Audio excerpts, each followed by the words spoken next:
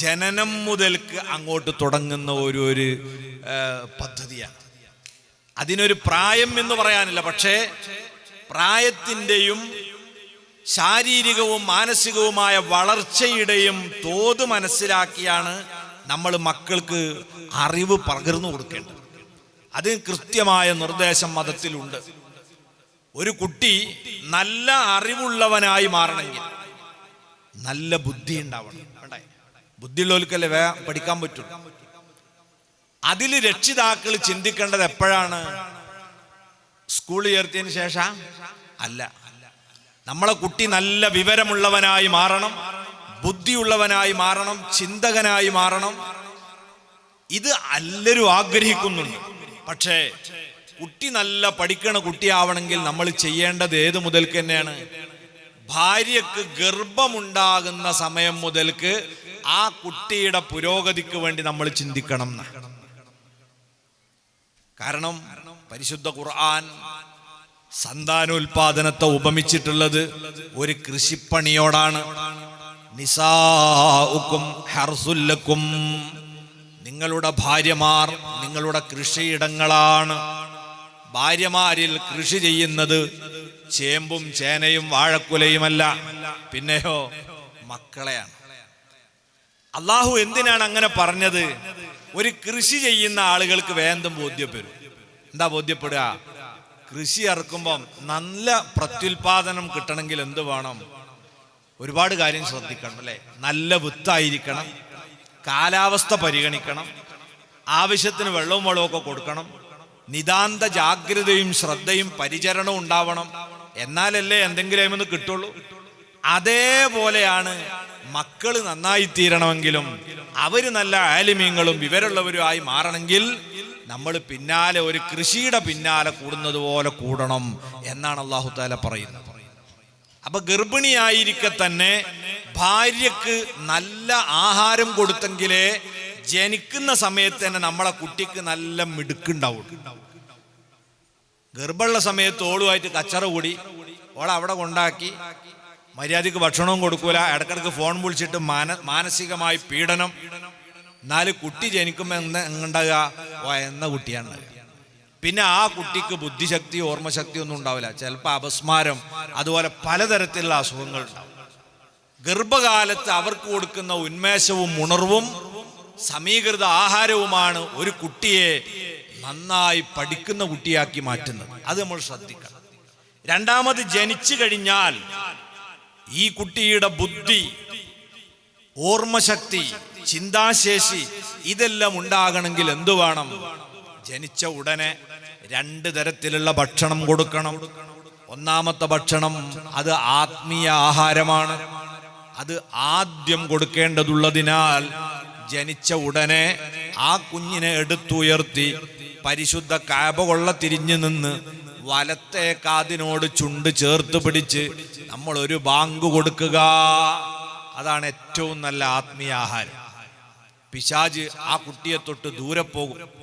ആ കുട്ടി ആദ്യമായി അള്ളാനെ കേട്ടുകൊണ്ട് ഭൂമിയിലേക്ക് വരട്ടെ. അവന്റെ ഹബീബിനെ സംബന്ധിച്ച് ആ കുട്ടി കേൾക്കട്ടെ.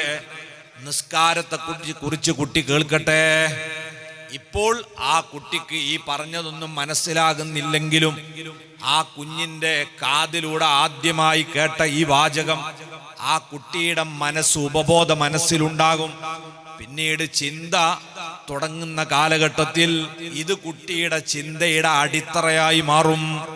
ആധുനിക മനഃശാസ്ത്രജ്ഞരും പറയുന്ന ഒരു സത്യമാണ്, ജനിച്ച ഉടനെ ഒരു കുട്ടി കേൾക്കുന്ന വാചകം ആ കുട്ടിയുടെ ഭാവി നിർണയിക്കുന്നതിൽ വലിയ പങ്ക് വഹിക്കും എന്നാണ്.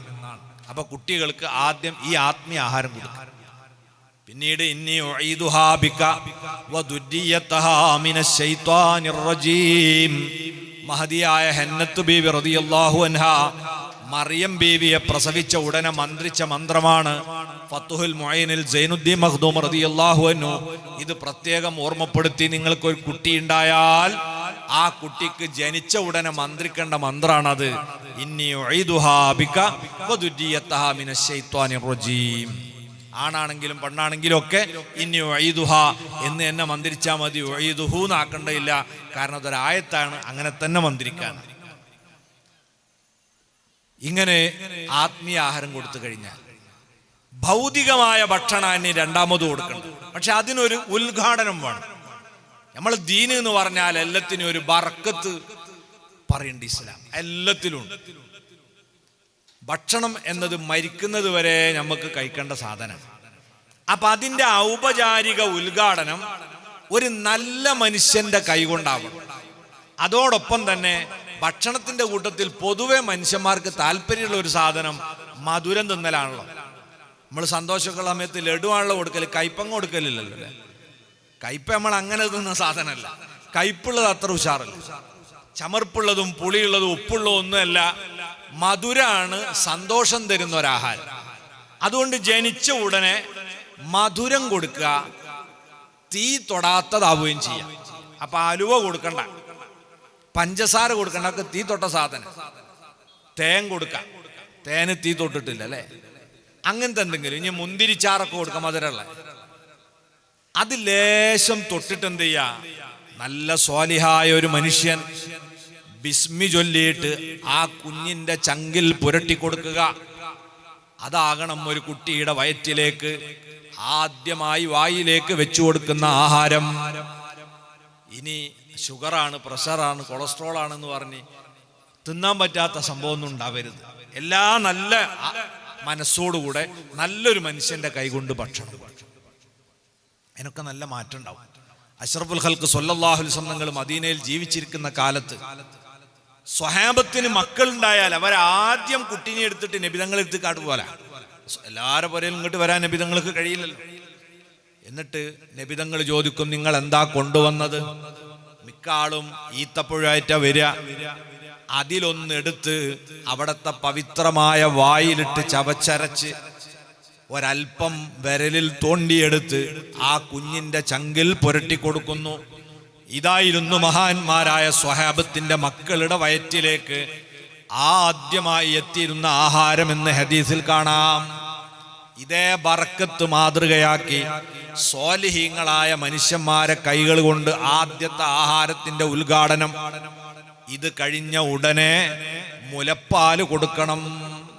പരിശുദ്ധ ഖുർആനിൽ അല്ലാഹു പറയുന്നുണ്ട്, വൽ വാലിദാതു യുർളിഅന ഔലാദഹുന്ന ഹൗലൈനി കാമിലൈൻ.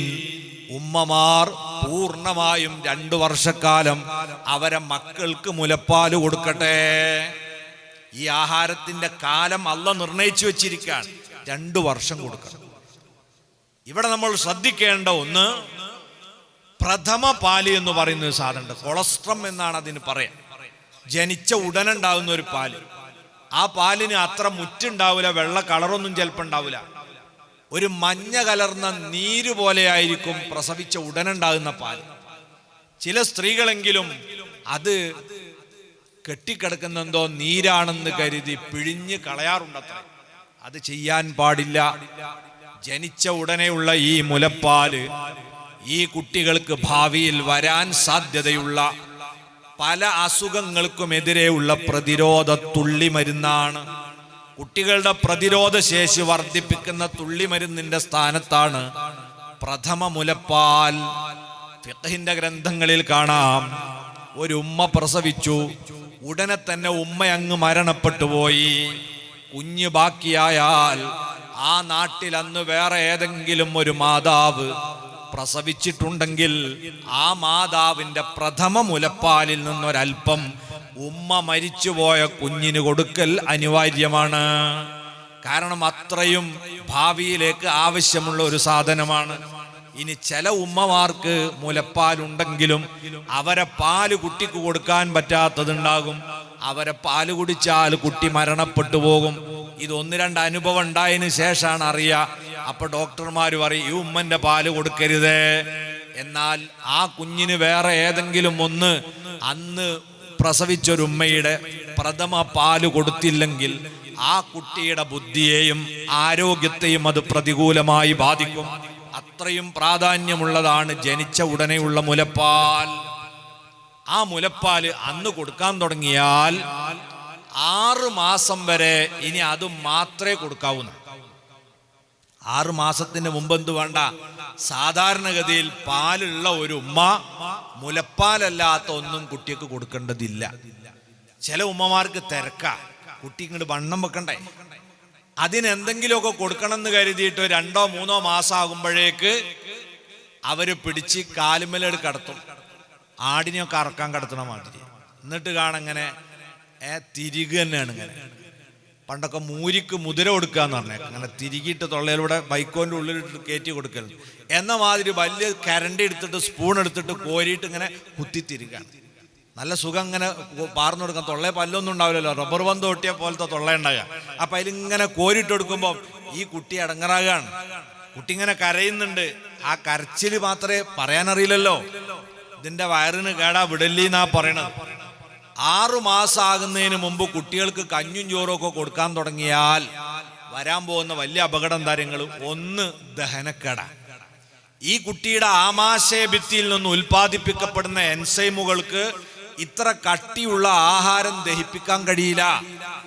ദഹനക്കേട് ഉണ്ടായാൽ പിന്നെ പറയേണ്ട എല്ലാ അസുഖവും അതിൻ്റെ അകമ്പടിയായിട്ടുണ്ടാവും. അതിൻ്റെ പ്രധാനപ്പെട്ട രോഗങ്ങളാണ് ശ്വാസം മുട്ട്, കഫക്കെട്ട്, കൊര. പിന്നെ ഈ കുട്ടീനെയായിട്ട് പോവാണ് ആശുപത്രിയിലേക്ക്. ഇത് നമ്മളായി ഉണ്ടാക്കിയെടുത്ത രോഗമാണ്. 6 മാസത്തിന്റെ മുമ്പ് നമ്മൾ മുലപ്പാലുള്ള ഒരുമ്മയും പാലല്ലാത്ത ഭക്ഷണം കൊടുക്കരുത്. അത് വളരെ ശ്രദ്ധിക്കണം. അതേ സമയത്ത് 6 മാസത്തിന് ശേഷം മുലപ്പാല് നിർത്താതെ മറ്റ് ആഹാരങ്ങൾ കൊടുത്തു തുടങ്ങാം. എന്നാൽ വളരെ കട്ടി കുറച്ചായിരിക്കണം. കട്ടിയുള്ളത് കൊടുക്കരുത്, ലൂസാക്കിയിട്ട് കൊടുക്കണം. വായിൽ പല്ല് മുളക്കാൻ തുടങ്ങിയാൽ അറിയുക, ഇനി നിങ്ങൾക്ക് കട്ടിയുള്ള ആഹാരം കൊടുത്തു തുടങ്ങാം. ഇത് അള്ളാഹു തരുന്ന സിഗ്നലാണ്. തൊള്ളയിൽ പല്ല് തരാത്തതെന്തേ? ജനിക്കുന്ന സമയത്ത് 10 വിരലുകളിലും നഖം തന്നില്ലേ, കാലിന്റെ വിരലിലും നഖം തന്നില്ലേ, 100 കണക്കിന് എല്ല് അള്ള പടച്ചില്ലേ. ഒരു 4 പല്ല് പടക്കാൻ എന്തേ അള്ളാന്റെ അടുക്കൽ അസംസ്കൃത വസ്തു കുറഞ്ഞു പോയതാണോ? എന്താണ് ജനന സമയത്ത് പല്ല് തരാതിരുന്നത്? 1 വയസ്സോടടുക്കുമ്പോഴല്ലേ പല്ല് മുളക്കുന്നത്? ഇത് അള്ളാഹു നമുക്ക് തന്ന സന്ദേശമാണ്. കട്ടിയുള്ള ആഹാരം കൊടുക്കേണ്ടത് പല്ല് മുളച്ചിട്ടാണ്. അതുവരെ നിങ്ങൾ കട്ടിയില്ലാത്തത് തന്നെ കൊടുത്തോളണം. അങ്ങനെ നമ്മൾ ശ്രദ്ധിക്കണം. അത് 2 വയസ്സ് വരെ കൊണ്ടോണം. അതെന്തിനാണ്? ഈ മുലപ്പാലിൽ ഒരുപാട് സാധനങ്ങളുണ്ട്. നമ്മളെ കുട്ടിക്ക് ആവശ്യമായ പോഷകങ്ങൾ മാത്രമല്ല, എല്ലിന്റെ കരുത്ത് അതിന് മുലപ്പാൽ വേണം. ഇപ്പൊ ചില കുട്ടികളൊന്നും വണ്ടിയാട് വീണുപോയ അപ്പം തന്നെ കൈ പൊട്ടി കാലും പൊട്ടി. എന്താ? ഓൻ തിന്നത് വേറെ സാധന, മുലപ്പാല് കിട്ടിയിട്ടില്ല, ഉറപ്പുണ്ടാവില്ല എല്ലിന്. 30 വയസ്സ് കഴിഞ്ഞു അവന്റെ കോട്ട് കൈയിട്ട് നോക്കി, പല്ലില്ല ഒറ്റൊന്നിനും തൊള്ളയില്. പല്ലിന് ഉറപ്പുണ്ടാണെങ്കിൽ എന്ത് വേണം? 2 കൊല്ലം മുലപ്പാല് കിട്ടണം. ഇത് 6 മാസമായപ്പോ നിർത്തിയതാ. പുതിയ തലമുറ നേരിടുന്ന വലിയൊരു വെല്ലുവിളി അതാ. അവരെ ആരോഗ്യ പ്രശ്നത്തിന്റെ പ്രധാന കാരണം മാതാവിന്റെ മുലപ്പാല് കുടിക്കാൻ അവസരമില്ല. ഒന്നുകിൽ ഉമ്മ ആരായിരിക്കും? ഒരു ഉദ്യോഗസ്ഥയായിരിക്കും. 6 മാസത്തിന്റെ അപ്പുറം ഒന്നും മുലകൊടുക്കാൻ നമുക്ക് കഴിയില്ല. അത് ആരെ ബാധിക്കും? കുട്ടീനെ ബാധിക്കും. പല പ്രശ്നങ്ങളുണ്ടോ. അല്ലെ രാഷ്ട്രീയ പ്രവർത്തകയായിരിക്കും. നമുക്ക് എവിടെ ഇന്ന് നേരം ഉണ്ടാകുക? ചിന്താവാദം വിളിക്കാൻ പോണ്ടേ? അപ്പോ ഇതിന് സമയം കിട്ടൂല. കുട്ടികളുടെ ആരോഗ്യമാണ് ക്ഷയിച്ചു പോകുന്നത്.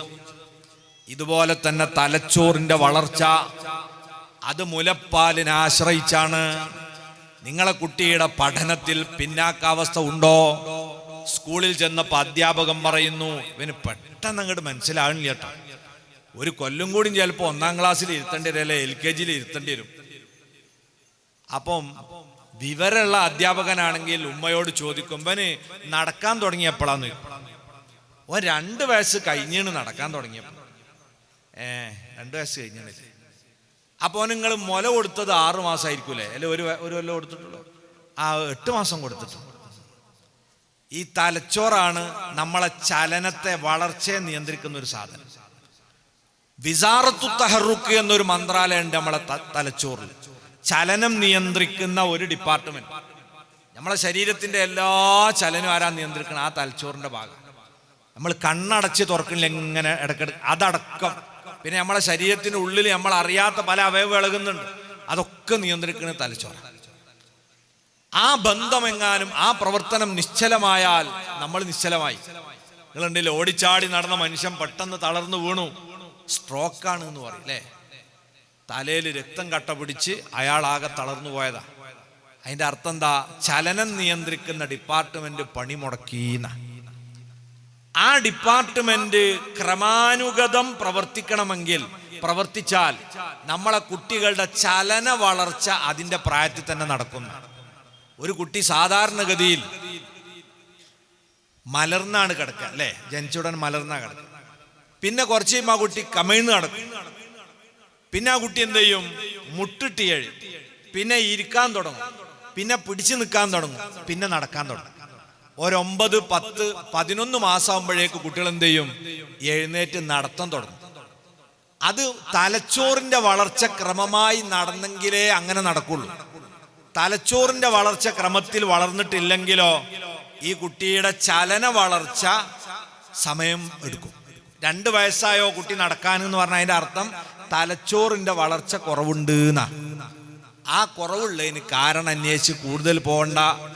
മുല കൊടുത്തത് എത്രയാണെന്ന് പരിശോധിക്കുക. തലച്ചോറിന്റെ വളർച്ച കുറഞ്ഞാൽ ചലന വളർച്ച മാത്രമല്ല, അത് പഠനത്തിൽ ഈ കുട്ടി പിന്നാക്കമാവാൻ കാരണമാകും. അതുകൊണ്ട് സ്വന്തം മക്കളോട് നമ്മൾ കാണിക്കുന്ന ഏറ്റവും വലിയ ക്രൂരത, പിന്നെ ഒരിക്കലും നമുക്ക് പരിഹരിക്കാൻ പറ്റാത്ത ക്രൂരത, അവരെ അവകാശമാകുന്ന 2 വർഷക്കാലത്തെ മുലപ്പാല് നിഷേധിക്കലാണ്. ഇത് കൃത്യമായി ആധുനിക ലോകം മനസ്സിലാക്കിയത് കൊണ്ടാണ് ഐക്യരാഷ്ട്രസഭ വർഷത്തിലൊരാഴ്ചക്കാലം മുലയൂട്ടൽ വാരമായി ആചരിക്കുന്നുണ്ട്. നാഷണൽ ഹൈവേകളിലൊക്കെ അവർ എഴുതി വെച്ചിട്ടുണ്ട്, മുലപ്പാൽ കുഞ്ഞിന്റെ അവകാശം, അമ്മയുടെ ബാധ്യത.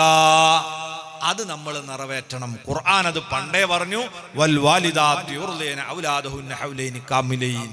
പരിപൂർണമായ 2 വർഷക്കാലം മുലയൂട്ടട്ടെ. അതാണ് മുലയൂട്ടൽ പൂർണ്ണമായി കൊടുക്കാൻ ഉദ്ദേശിക്കുന്നവർ ചെയ്യേണ്ടത് എന്ന് പിന്നീട് ഖുർആൻ സൂചിപ്പിക്കുന്നുമുണ്ട്. ഉമ്മമാർക്ക് നല്ല മോട്ടിവേഷൻ കൊടുത്തുകൊണ്ട് പറഞ്ഞു, നിങ്ങളെ മുലയിൽ നിന്ന് 1 ഇറക്ക് പാല് നിങ്ങളെ കുട്ടി കുടിച്ചാൽ 1 ഹസനത്ത് അള്ളാഹു രേഖപ്പെടുത്തുന്നു. സുബ്ഹാനല്ലാഹ്, 2 കൊല്ലം എത്ര ഇറക്ക് പാല് നമ്മളെ മക്കൾ കുടിക്കുന്നുണ്ട്? ഉമ്മാക്ക് എത്രയാണ് കൂലി കിട്ടുന്നത്? അള്ളാന്റെ റസൂല് പ്രോത്സാഹിപ്പിക്കുകയാണ് മുലയൂട്ടലിനെ. പരിശുദ്ധ ദീനുൽ ഇസ്ലാമിന്റെ സൗന്ദര്യമാണ് നമ്മൾ ഈ കാണുന്നത്. ഇസ്ലാം മതത്തിലല്ലാതെ മനുഷ്യന്റെ പഠനത്തിനും ആരോഗ്യത്തിനുമൊക്കെ ഉപകാരപ്പെടുന്ന ഇത്തരം സന്ദേശങ്ങൾ മറ്റാരാ പറഞ്ഞുള്ളത്? അങ്ങനെ 2 വയസ്സുവരെ ഈ കുഞ്ഞിന്റെ പഠനം ലക്ഷ്യം വെച്ചുകൊണ്ട് ബുദ്ധി, ആലോചനാശേഷി, മനപ്പാടാക്കാനുള്ള കഴിവ്, ഇതൊക്കെ ആലോചിച്ചുകൊണ്ടുള്ള ആഹാരം നമ്മൾ കൊടുക്കണം. അപ്പൊ കുട്ടികളുടെ പഠനം എന്ന് പറഞ്ഞാൽ നേരത്തെ തുടങ്ങുന്നുണ്ട് എന്നാ ഞാൻ പറഞ്ഞു. 2 വയസ്സ്